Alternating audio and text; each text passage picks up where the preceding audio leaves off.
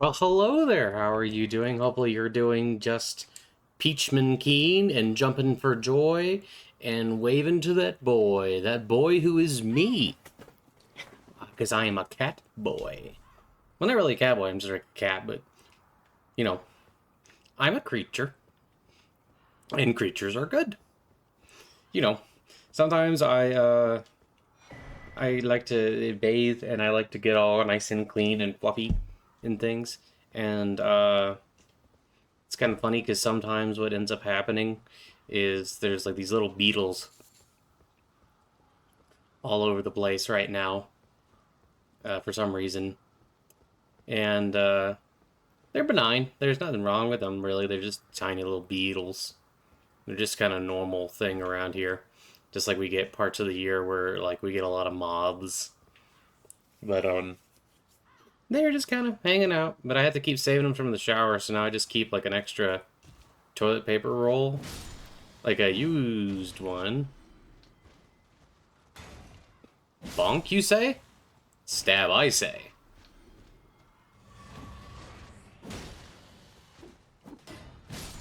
Slash, you say? Jab, I say. And you know, it's kind of interesting though, because I've saved so many little beetle lives. But they keep going into places that they're not supposed to go, and then they can't climb on the porcelain because apparently it's like a perfectly smooth surface, basically. So they can't, because like the way little bug feets work is that they grip onto like the tiny rough parts of surfaces and things like that.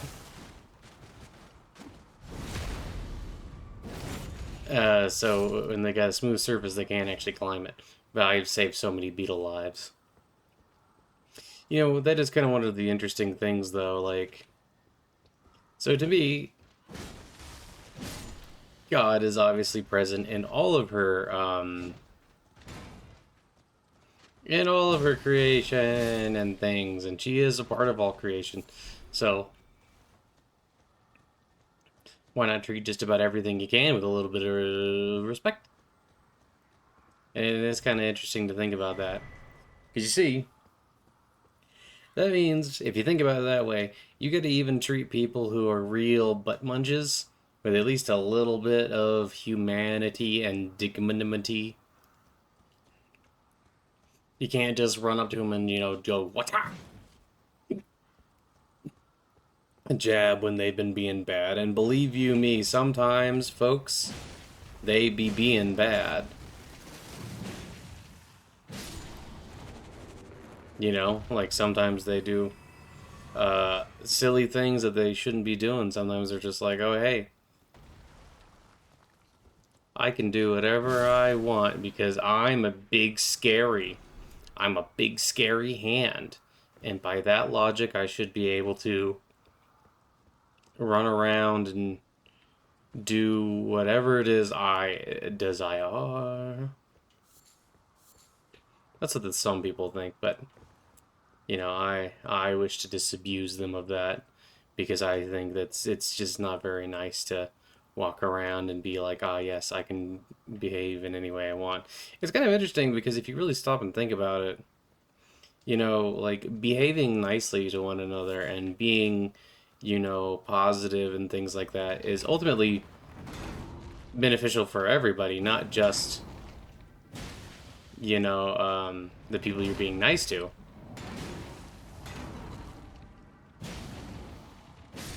And if you go through your life being as nice as you possibly can to people and constantly trying to get people the treatment, the best treatment you can,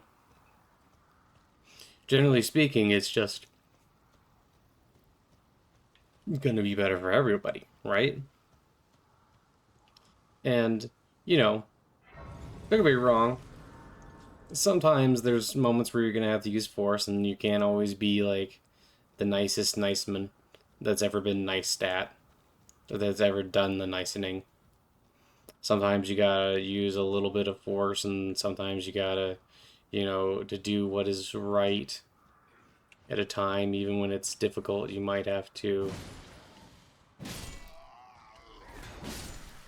You might have to do some stuff that you're not really wanting to do, or you might have to be a little bit rougher than you'd like to be, depending on circumstances. But generally speaking, it's almost always, I think, a good thing to try and act with positivity. That's why, you know, when you encounter people who believe something different than you, you should, Is this thing usually here? Hmm. It's got an interesting face.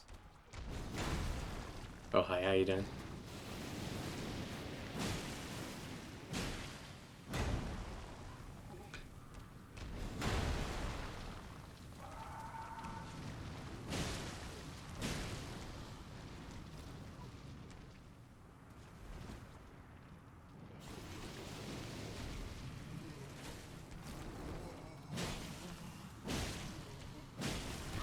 Oh. Oh, God. That's weird. Didn't do as much damage as I was expecting, though.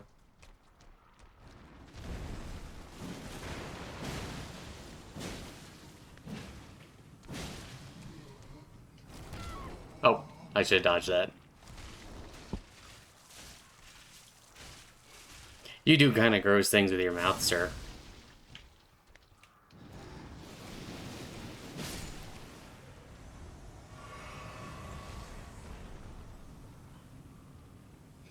But that's okay. Even when people do weird, gross things with their mouths, sometimes you should still remember to forgive them. And to try and be as positive as you possibly can be. See, one of the interesting things about that, and sometimes folks don't really consider it, you know, is it's not just better for the world around you, but it's also better for you. If you cling on to every random little bit of bad stuff that happens to you during a day, and if you cling on to every little transgression that people make, ultimately it doesn't serve you. It only makes you more bitter and less happy and things like that. You know, there's a great line in the Dhammapada about that where the Buddha says, you know, he abused me, he beat me, he robbed me, he defeated me. And those who continue such thoughts or who dwell on such thoughts, uh, pain follows. Uh, he abused me, he beat me, he robbed me, he defeated me. And those who see such thoughts, happiness follows. You know, there's just not really any reason to cling on to, like, hatred and that kind of thing. There's actually a really good line in the movie Ikiru where so he's going through like all this process to try and get this park thing for a community, right? You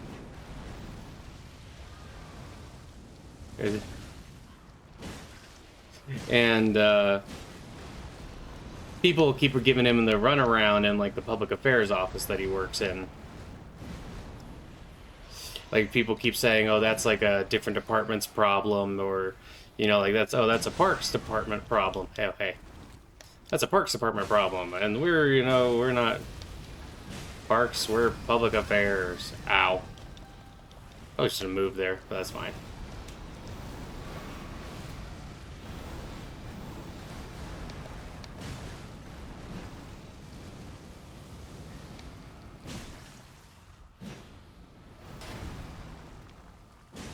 And he has one of the people from his department, and they're asking him like, you know, doesn't it like make you mad? Don't you hate these guys because they just keep not they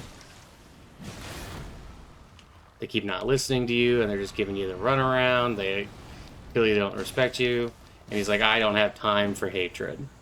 And it's like, I think that's a very good attitude to have, and I think everybody should take that attitude. You do not have time for hatred. You have very short time on this realm, on this plane, in this current mortal body. You have very limited time, and you should make good use of it. And making good use of it does not involve embracing hatred. It does not involve, chasing after every minimal pleasure that comes by, especially at the expense of others. You have time, and it's only a small amount. So what you should do is you should focus with it. You should, yeah, arrows. You should use it to, benefit yourself. If you want to be on a spiritual path, you should use the little bit of time you have to pray and to meditate and to do good works and to try and connect to God. If you're wanting something else, then you should use your time to, find enjoyment in your life and to spread good cheer and not dwell in misery. You should do your best to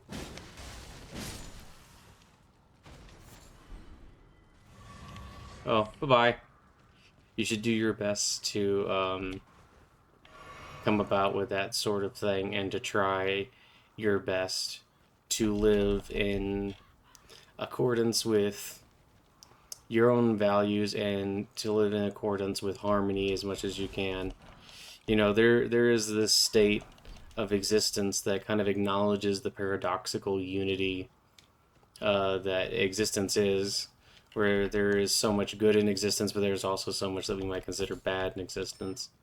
And, a lot of it is also simply a frame of mind thing, where if you start to understand on a deeper metaphysical level what's really going on with so much of the world or world around us and why things are the way they are, and if you start to understand that you don't have very much control over them, but what you do have control over is the way you react to them, that's already a step closer to enlightenment. In Zen they kind of talk about how well, at least some parts of Zen will talk about how just sitting and meditating is itself enlightenment.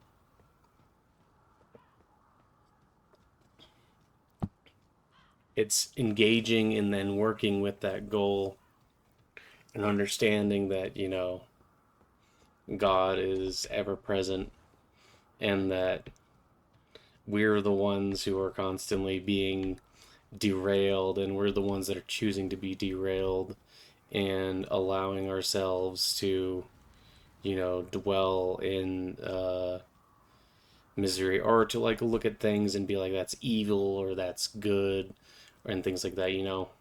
The great path is not difficult, just avoid picking and choosing. That's what they'll sometimes say. But something that's interesting is you can pick and choose, and you can choose to embrace joy and to move along in brightness, and you can choose to make your time on this earth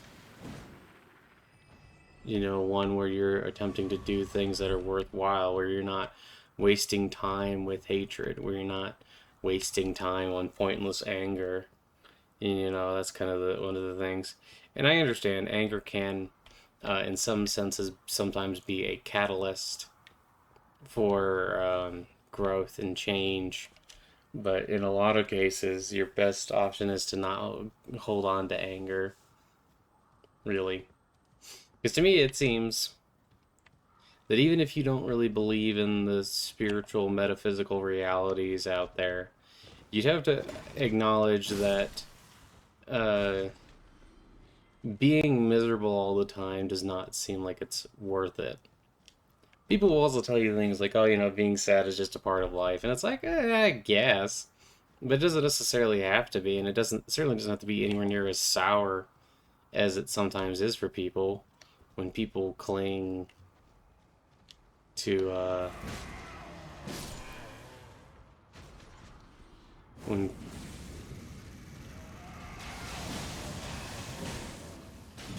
butt stab.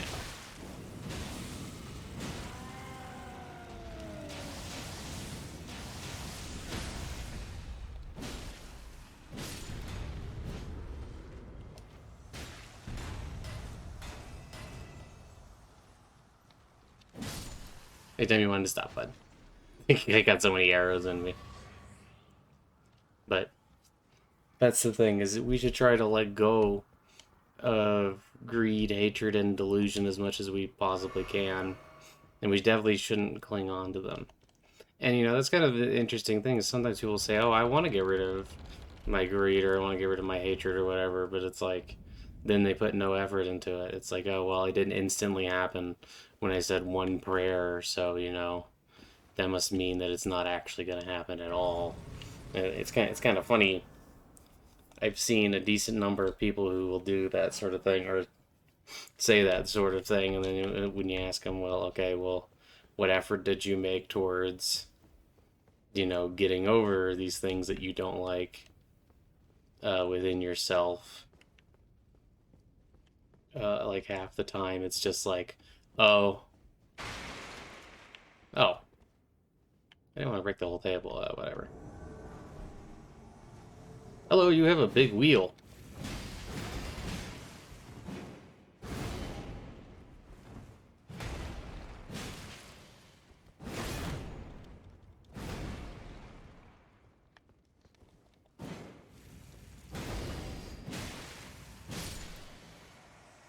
Man, having this shield it really does kind of break the game a little bit.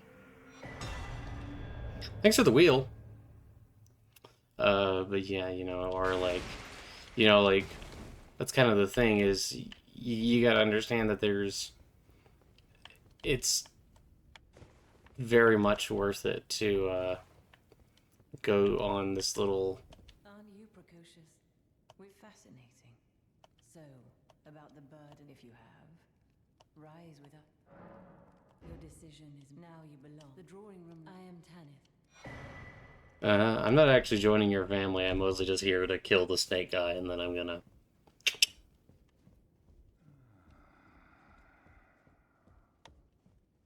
Someone please kill him. That horrendous serpent. Here to put the demigods. Then please, the one that devoured Praetor Rika. I left the serpent-slaying spear in the law worthy tarnished. Brandish the great serpent. That Okie dokie. If you say so. But yes.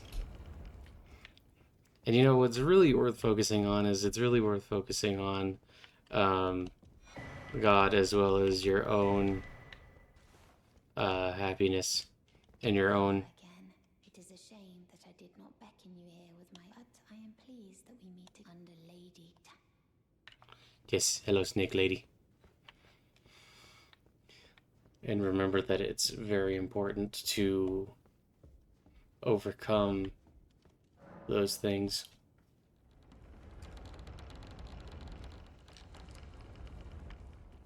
This place is... I like the vibe of this place. Actually, I would like it more if it was like a blue flame. No, I think it's actually not this room, but the one next to it, isn't it? Yeah, it's this one. And you know, like, focusing on God is, I personally have found is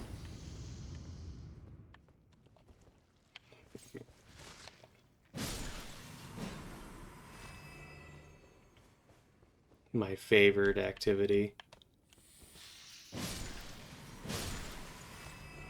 Focusing on the glories of her. And you know, I was, you know, embracing the wonders of her majesty in all things.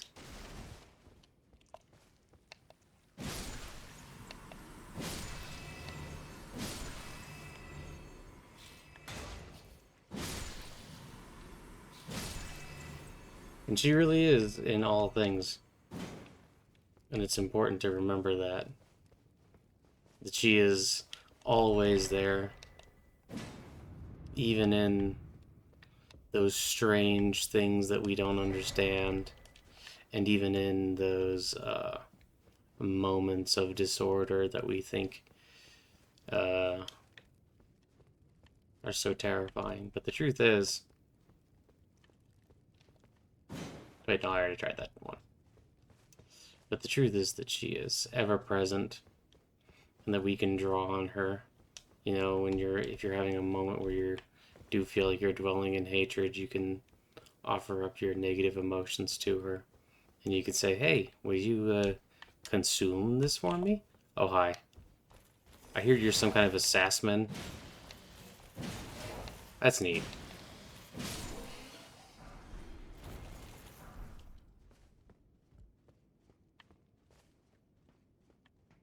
And, or, you know, you can dwell on Krishna, or heck, you can have no worshipful attitudes, and you can instead think about the Buddha and his quest for peace and enlightenment, and how he got there. But just remember that there's always room for true enlightenment, and there's always room for growth and love, and that, you know, hatred is not overcome by hatred, but hatred is overcome by love.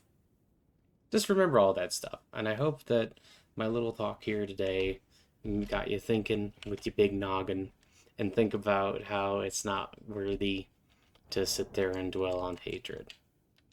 Anyway, I hope that you all have a wonderful day, and I hope you know that God loves you, and Cat loves you, and everybody loves you, and we're all get to dwell in love sometimes. Okay, bye-bye, love you, bye, bye, God bless you, bye.